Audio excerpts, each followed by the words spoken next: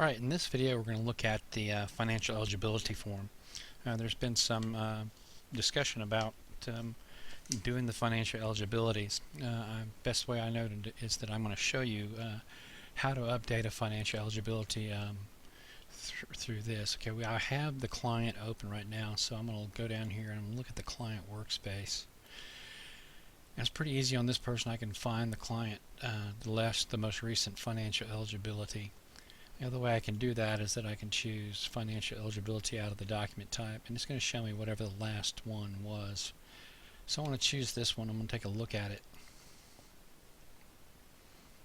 Okay, when I look at it, it was created on 4/16 and it expires on 10/13. The problem is if I do one for 10/13, I am not going to be able to bill for the dates from the 1st through the 12th. It's a glitch in the system. It's just how it works. So what I need to do today is create a financial eligibility for the 1st. So what I'm going to do is I'm going to hover over intake. I'll choose financial eligibility, and I'm going to create a new financial eligibility for October the 1st. I am the person performing it. The person listed here is the responsible party. Lady that she's divorced. The address is the same as the client. I choose the primary residence. If I have a home phone number or a work telephone number, I can use that. Does she have Medicaid or Medicare? No. I'm going to choose new income. Income type, client wages, part-time office work, and she makes about $175 weekly. And I'm going to have to add that, and it shows that her gross monthly income is this. She lives by herself. If there's herself and 2 other people, that would be 3. She has provided me with a check stub or with a Texas workforce statement saying what the most recent income has been over the past quarter. So I have some sort of income verification. Proof of address that she does have the area address that she lives at. It could be an electric bill, it could be driver's license, but it has to be something that shows that they're currently receiving mail, or that they currently live at a current address in Texas.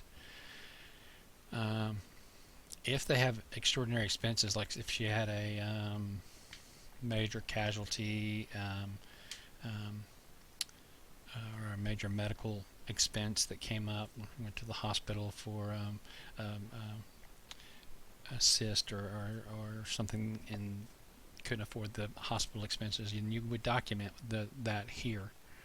But typically there's rarely extraordinary expenses, so I would click no extraordinary expenses. I can choose to calculate at this point. It's going to show me that my annual income is $9,100, that they are eligible for DSHS funding, and their portion of their responsibility is 0. Now, because I have the documentation and the information, I'm going to close this as complete. I'm going to make sure that I put the right date, which is 10/1, and I'm going to choose to save.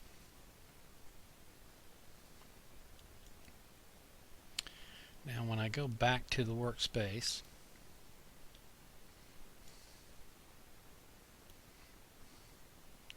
it's going to show financial eligibility for the 1st, and the last one was for the 16th. Now that means that there's no break in the time frame covered by the previous financial eligibility and the current financial eligibility. I had encouraged folks to do the financial abilities every 5 months. That was to ensure that there was no gap in the financial eligibilities and what could be billed for in that billing cycle. But as I've shown you, that let's take a look at the the current financial eligibility. And you notice that it comes due on 3/30 of 2014. What I can do is whenever it is March 1st or 2nd, that I need to go ahead and create a new financial eligibility form,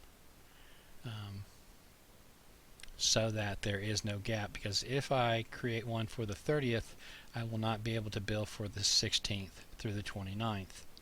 So I need to bill for and I'm just telling everybody to do it for the 1st, so that we can ensure that there is no gap in the